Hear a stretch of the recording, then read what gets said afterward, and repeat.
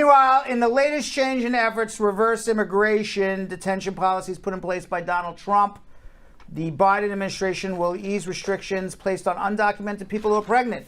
So if you are a pregnant woman or you just recently gave birth, no matter your situation here in immigration, you will not be put in detention. It doesn't mean you won't be put in deportation. Right. It doesn't mean you won't be ordered removed. It doesn't mean you won't have to see an immigration judge.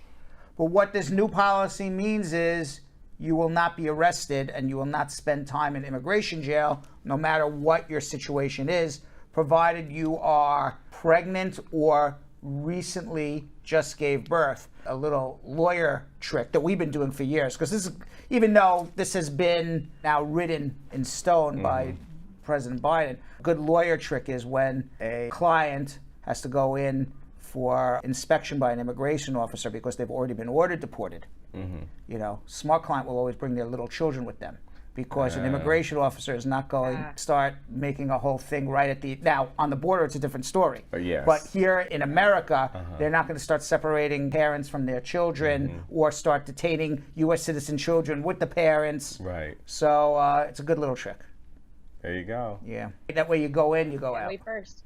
That's right. Family first. Now, the language in the policy is gender neutral, acknowledging that transgender men can give birth also. Could be born a woman, have a female anatomy. Yes. Now, according to government data shared with the New York Times, since 2016, ICE has arrested undocumented pregnant immigrants more than 4,000 times. This is just a policy under President Biden. If we get the pumpkin back in 2024, he'll just take this out. policy's goodbye. Yes. All right, because the pumpkin don't care about any pregnant woman unless it's his wife. And then maybe. Questionable. And then maybe. And even that's questionable. And right, or Ivanka. We can all agree Right, that's it was questionable. wife or maybe Ivanka. That's about it. Immigration advocacy groups have filed a complaint in March with the Department of Homeland Security, ICE's parent agency, about how pregnant immigrants had been treated in detention. Between February 20 and February 21, the complaint included descriptions of pregnant detainees not getting enough medical care. So it's actually a nice thing, because I can't imagine having to go through a pregnancy and birth in immigration detention, especially if you're not a criminal and all you are here is just as an undocumented person. It's refreshing to finally see, you know, our country start to treat these people like human beings. We all said they should have been treated from the beginning, so that's good. Well, Customs and Border Protection, they published an image of a Border Patrol agent recently carrying a undocumented immigrant to safety after the immigrant was purportedly injured while being smuggled into the United States of America. Wow. Sector Chief Patrol Agent Brian Hastings tweeted, the immigrant suffered an injury while being smuggled to the United States. The Customs and Border Patrol agent picked her up and had to walk her pretty far to get her some medical care. So here is at least one Border Patrol agent that we are aware of that has a sense of decency and humanity. So kudos to him. That's a good job there. I hope that you know the rest of his peers don't try and. By the way, she was a pretty heavy set woman. She didn't look like a thin little chicken there. Did that. You know? That's so amazing, I mean that's a pretty heavy person. Now, according to statistics from Border Patrol, to give them their props, if you believe their statistics, because these are their own statistics. Okay. Through the end of May, they have made over 7,084 similar rescues. Well, we hear of it now because Joe Biden is trying to change the narrative of Customs Border Patrol. You have people from the progressive left like AOC and Representative Tlaib in Michigan who says they want to defund ICE, defund Border Patrol. You know, that's a lot though, 7,000. Yeah, and obviously this happened. I can't imagine that this was a photo op. I am sure this incident happened, but they're now trying to publicize it to give the agency a different spin on who they are and what they are. Under Trump, think about it. Under Trump, I just thought they all were evil. Yeah, under Trump, and we'll talk about that in a second about them all being evil and defunding.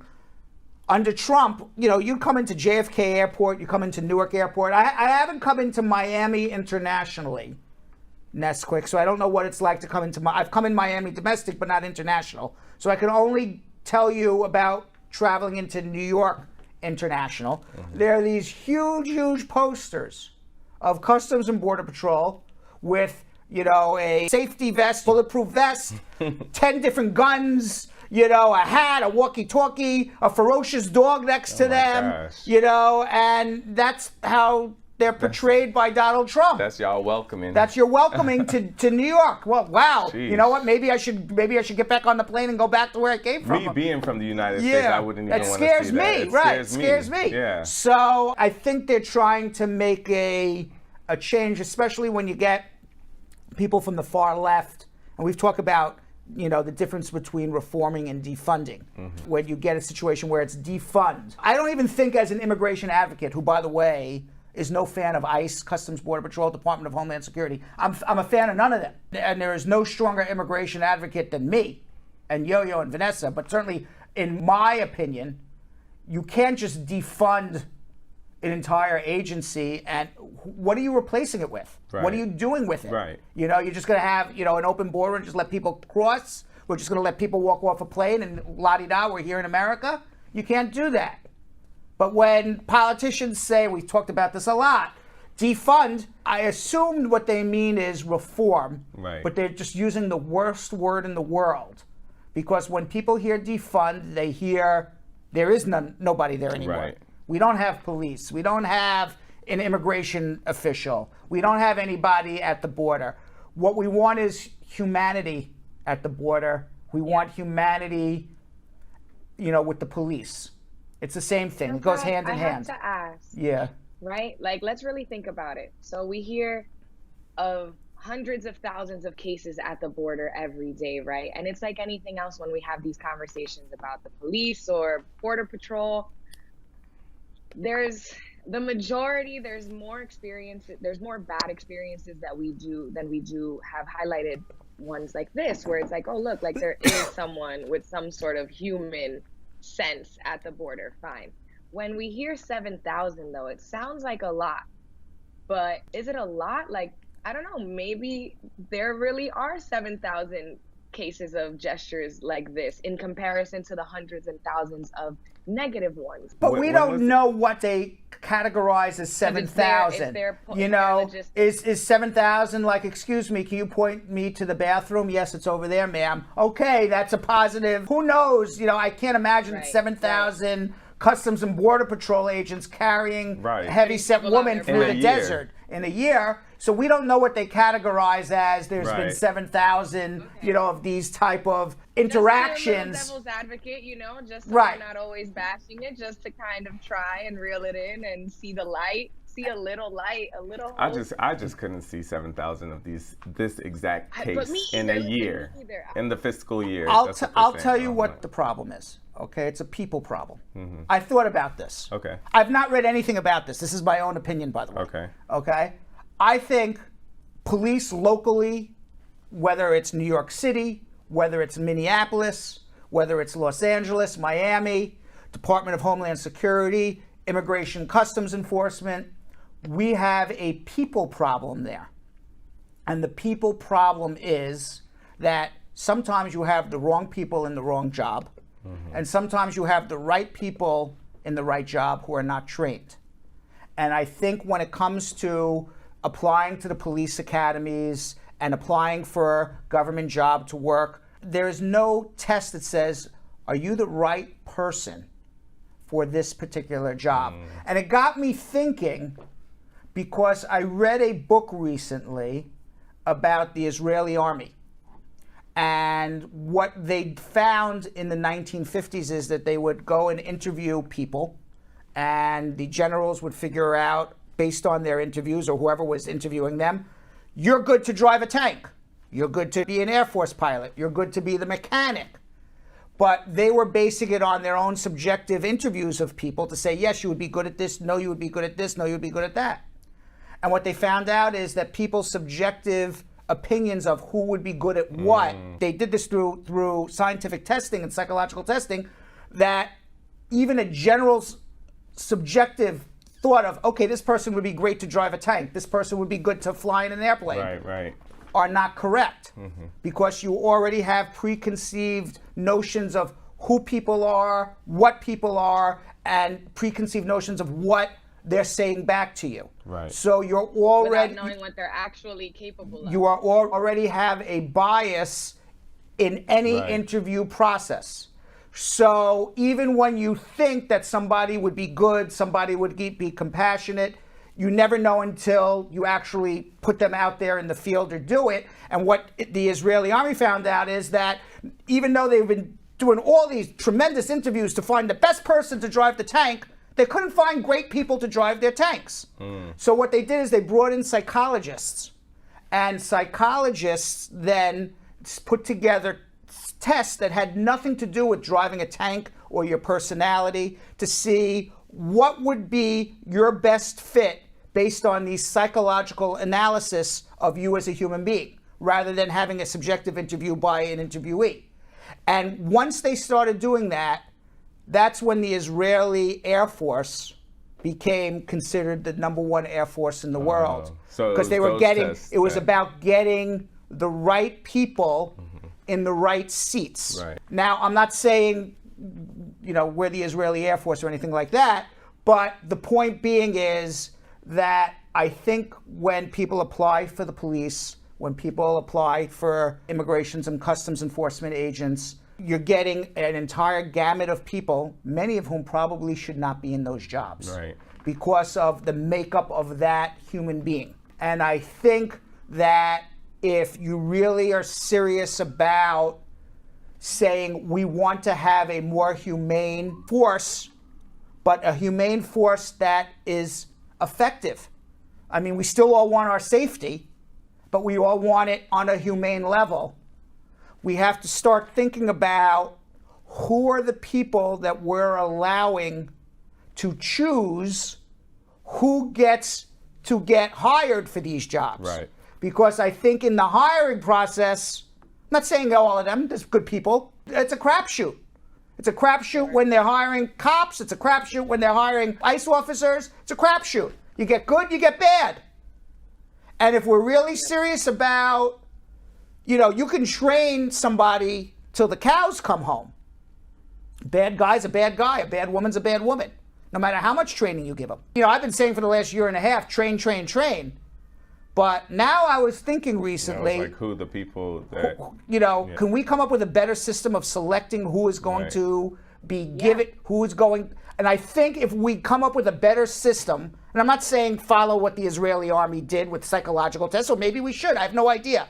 But we need to get a better system in place of making sure good people are working in these jobs that are supposed to protect us and also be humane and protect our civil liberties. And I think that's where our problem is. We're putting Band-Aids on something where everybody is reacting when something bad happens. Right. Okay? Something bad happens, we now have a reaction. All right, we're going to train better. What we need is proactive. Let's decide moving forward, the right people get put in the right position. Okay, you may apply for the police force. You know what? Maybe you're not right to be in the field. Maybe you don't have the right demeanor to be in the field. Maybe you're better off sitting behind a desk. Maybe you're better off, with a bean counter. I don't know. I feel like there's so many people that go into these professions simply for, the benefits and the end results and the pensions, and they don't go into it with the proper intention to truly work the position the way that you're 100% right. And not only do they get put in a position that they get these benefits because they say, I'm going to get a government job, I'll get all these benefits. But at the same time, who in the government is deciding that this is a good person to actually put in the field? Just like the Israeli army, the generals were like, this looks like a good person. We interviewed him, put him in a tank. He seems like he'll be a good tank driver, without really finding out if this person has the psychological makeup to drive a tank, if this person has the psychological makeup to fly an Air Force plane. Meanwhile, Zaila Avant-garde, congratulations to her. Love her. A 14-year-old from New Orleans won the 2021 Scripps National Spelling Bee last night, becoming the Spelling Bee's first African-American champion in its 96-year history. That's amazing. Yeah, that's amazing. I can't even pronounce the words that she spelled. She spelled murraya. Murraya. You see, I can't even pronounce it right. What is murraya? I don't know. What does that mean? It's a flower. Okay. Okay. AYA. That is correct. That is what she won the spelling bee on. It's a flowing plant. She also spelled ancistroid. Would you know how to spell ancistroid, Nesquik? Ancistroid. No, I highly depend on autocorrect in my life. Right. Highly. Now, Need it. now, I want you to know something. This girl is like Superwoman. No, she really is. She's really super teen. Yes. Wasn't there a Supergirl or something? Yes. I think she's Supergirl. Yes. Because not only has she won the spelling bee, but she holds 3 Guinness World Records in dribbling basketballs, jumping up and down, and letting out Look at that. shout and dribbling basketballs. Like what? Look at that real quick. Let's go back. Look at that. What? A real Guinness Blindfolded. World Record. Yes. A real Guinness Jeez. World Record. this 3 week. titles. And by the way, she said it feels really good to be a winner. But you want to know what? Oh, love that. I believe it. Yeah. Because to be a winner like that, you have to know how good it feels to win. Mm-hmm. Okay, that you're willing to sacrifice and put. I mean, she worked 2 years studying to win the spelling bee. You just don't show up and But win. I think she participated a couple years back Right. too. So like, and then she got like 300 something placers. I forget what it was, but she came out and said, I thank my tutors, and she even said, and a little bit of luck, like she's just so, she Yeah. it's just, so humble and it's like, you hold 3 titles in the Guinness Book. Like We've been trying onomatopoeia. to get 1 title. Yeah, she was in 300. Still can't spell onomatopoeia. She was in 370th place in 2019. Yeah. So imagine the practice that she put in. 2 years. Wow. Because it's hard to practice spelling for a teenager. It's got to be extraordinarily tedious to do that. Right, because like even with the question, because like I said, I saw the whole clip, and even with the questions that she asked the person who was giving her the word, she was like, okay, so what region is this from? Does this have anything to do with Murray, the American name? Like she knew the questions. It's not just like saying, oh, I know how to spell or I sound it out. It's like you have to know like the region it comes from and all that. And it's just like it was mind blowing. I loved it. Now, Jodi Ann Maxwell of Jamaica, who won the spelling bee in 1998, she was the competition's first black champion. Mm-hmm. Zaila Avant-garde was the first African American Exactly. black champion, I believe. That. Yes. Now, the competition marked the spelling bee's return after the coronavirus pandemic forced its cancellation last year for the first time since World War II. I love it. Meanwhile, Lego has created an Adidas sneaker. Oh. Fans can add yet another new product to their collection, Look at that. although the shoe is not one you would want to wear. Lego is releasing a buildable toy brick version of the Adidas Superstar sneaker, complete with shoelaces and a shoebox. Oh, so it's not one to wear. Ooh, No, I like that you blue build one. it. You build it. Oh, you build it. You build it. Oh, wow. Yeah, it's 4.7 inches high, 10.6 inches long. Wow. They should have ones like that you could wear. That'd be fun. Now, for sneaker fans who prefer the real ones, Adidas is also going to release an Originals Lego Superstar sneaker. Ah. Some of these Adidas. So like these. Yeah, some so of these. those you can wear. Some Adidas sneakers go for like over $1,000. That's crazy. That's crazy.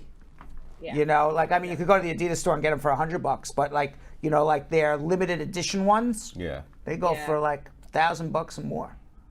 I just got some Alexander McQueen's for like $600, and I would never pay for it, but it was a gift, and I don't understand why people would spend $1,000 on shoes.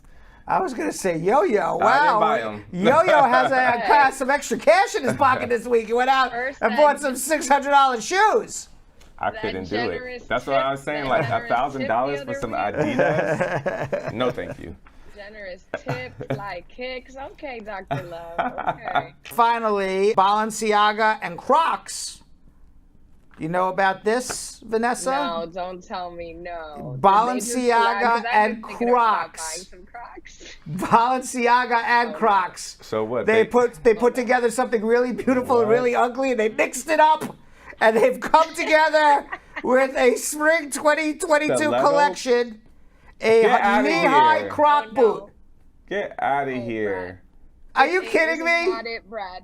This is not it, Brad. Are This you is kidding? not Yes, it. the Balenciaga Croc stiletto. These are not Fashion Friday approved. These are not Fashion Those are horrible. That's, oh my I'm God. sorry. I'm What is sorry. Balenciaga thinking? What? Balenciaga? Why would... No. What I'm are they thinking? surprised. You know, it's like one of those things where you see a dog and the dog is so ugly. You're like, that dog is so freaking ugly that, you know, maybe it's cute. Maybe that's what they're thinking. That, like, this thing is like the ugliest shoe I've ever seen in my entire life. Now, I'm trying to even like imagine like Rihanna or somebody, you know, somebody very sweetie, somebody very fashion forward wearing it. I'm not enjoying the thoughts. right. Now, Balenciaga will be selling this to their their shoppers Oh, please. at $850 No a freaking pair. way. $850 for some Crocs? That was the first collaboration they did was $850. We don't know what and this is going going to be the last. Do you think anybody in the squad, you get a free pair of Croc Balenciagas, are you going to rock them or put them in the If closet? it was free, absolutely. You'd wear it for free? Yeah. Would you wear it for free, Vanessa? Free. It's for free. It's for It's me, name Brad. brand. Like, it's a label, you know, just like her. I mean, Now, they're having a moment in fashion, Crocs. The kicks have seen cosigns from everyone from Post Malone to Justin Bieber. yeah, those are I'm telling pretty you, I'm gonna get a pair. They're just so comfortable. The last time I had a pair, I was like 15. I was like a lifeguard. But they're coming back. Crocs are coming They back. are. They are. Not with the Balenciaga. I actually though. wanted to get some Crocs too, but like, I can't see no female with Crocs in a heel.